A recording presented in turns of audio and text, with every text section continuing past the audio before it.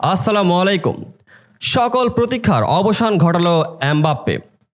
অবশেষে স্বপ্নের মাদ্রিদে 5 মৌসুমের জন্যই চুক্তিবদ্ধ হলেন ফ্রান্সের বিশ্বকাপজয়ী এই তারকা। এমবাপ্পের পিএসজি থেকে রিয়াল মাদ্রিদে আসার গল্পে এতটাই নাটকীয়তা আছে যে এটি নিয়ে থ্রিলার সিনেমার একটি স্ক্রিপ্ট বানানো যাবে। তার আগে একটি ছোট্ট গল্প আপনাদের সাথে শেয়ার করতে চাই। 2021 সালে যখন পিএসজিতে এমবাপ্পের আর 1 বছর চুক্তি ছিল, তখন তাকে 200 মিলিয়ন অফার করা হয়েছিল। তখন পিএসজি সেটি নাখোঁজ করে দেয় এবং আরও 1 বছর তার সাথে চুক্তি রিনিউ করে। ঠিক তার 3 বছর পর এমবাপ্পে ফ্রিতেই রিয়াল মাদ্রিদে যোগ দিলেন, তাও আবার আগের চেয়ে কম স্যালারিতে। এমবাপ্পে রিয়াল মাদ্রিদে 1.5 কোটি ইউরো বেতন পাবেন এবং সাইনিং বোনাস হিসেবে 15 কোটি ইউরো পাবেন, যেটি রিয়াল মাদ্রিদ তাকে 5 বছরের চুক্তিতে ভাগে ভাগে দিবেন। এদিকে এই 3 বছরে রিয়াল মাদ্রিদ 2টি চ্যাম্পিয়ন্স লিগ শিরোপা অর্জন করেছে এবং তাদের হয়ে করিম বেনজেমা একটি ব্যালন ডিওর পেয়েছেন। খুব সম্ভবত এবারও মাদ্রিদের হয়ে কেউ একজন ব্যালন ডিওর পাওয়ার সম্ভাবনায় এগিয়ে আছেন। তাহলে এই টোটাল যাত্রায় আলটিমেটলি জিতলো কে আর হারলো কে? কেন বলছি কথাটা? যদি এমবাপ্পে 2021 সালে রিয়াল মাদ্রিদে যোগ দিতেন, তাহলে তার আজকে 2টি চ্যাম্পিয়ন্স লিগ শিরোপা থাকতো, একটি ব্যালন ডিওরও পেতে পারতেন তিনি এবং আরও একটি ব্যালন ডিওরের দৌড়ে সবচেয়ে বেশি এগিয়ে থাকতেন তিনি। হয়তোবা এমবাপ্পে এখন বিষয়টি বুঝতে পেরেছেন যে তিনি কতটা পিছিয়ে গিয়েছেন, তাই তো কম স্যালারিতে তিনি এবার 5 মৌসুমের জন্যই চুক্তিবদ্ধ হয়েছেন রিয়াল মাদ্রিদে। চলুন এক নজরে দেখে আসি এমবাপ্পের 23-24 মৌসুমের পরিসংখ্যান।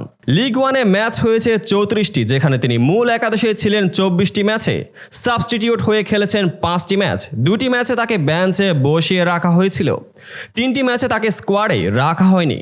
23-24 সিজন লিগ 1-এ গোল করেছেন 27টি, যেটি এই সিজনের সর্বোচ্চ গোল। এই 29টি ম্যাচে 2158 মিনিট খেলেছেন সে, যেখানে প্রতি 80 মিনিটে একটি করে গোল করেছেন এমবাপ্পে।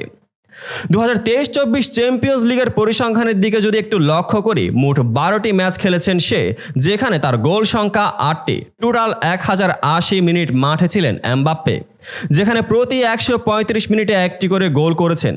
কোপা দে ফ্রান্সে 6 ম্যাচ খেলেছেন, গোল করেছেন 8টি। টোটাল 540 মিনিট খেলেছেন, যেখানে প্রতি 68 মিনিটে একটি করে গোল রয়েছে তার। ট্রফি দেশ চ্যাম্পিয়ন্সে 1টি ম্যাচ খেলেছেন, গোল করেছেন 1টি।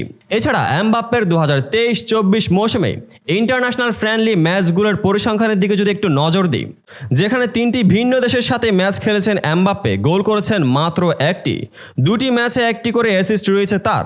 সর্বমোট 2023-24 মৌসুমে এমবাপ্পের পরিসংখ্যান যদি দেখি, মোট ম্যাচ খেলেছেন 48টি, গোল করেছেন 44টি। পুরো সিজন জুড়ে অ্যাসিস্ট করেছেন 10টি, হলুদ কার্ড দেখেছেন 5টি।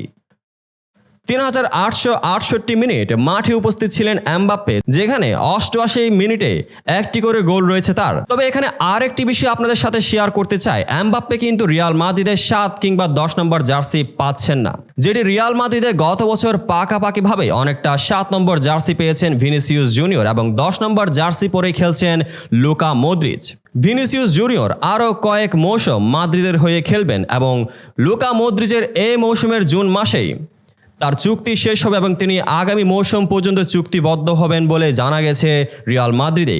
সো এই মৌসুমে 7 কিংবা 10 নম্বর জার্সি কোনোটি পাচ্ছেন না এমবাপ্পে, তাই তাকে দেওয়া হবে 9 নম্বর জার্সি। পুরো 2023-24 মৌসুমের পরিসংখ্যান জুড়ে এটি সিদ্ধান্ত নেওয়া যায়, কিংবা 5 মৌসুমের জন্য যে রিয়াল মাদ্রিদে তাকে সাইনিং করানো হয়েছিল, সেটি থেকেই বোঝা যায় আসলে কিলিয়ান এমবাপ্পে রিয়াল মাদ্রিদের জন্য একটি লং টার্ম প্রজেক্ট। তো বন্ধুরা, ভিডিওটি সম্পূর্ণ দেখার জন্য ধন্যবাদ। দেখা হবে পরবর্তী ভিডিওতে।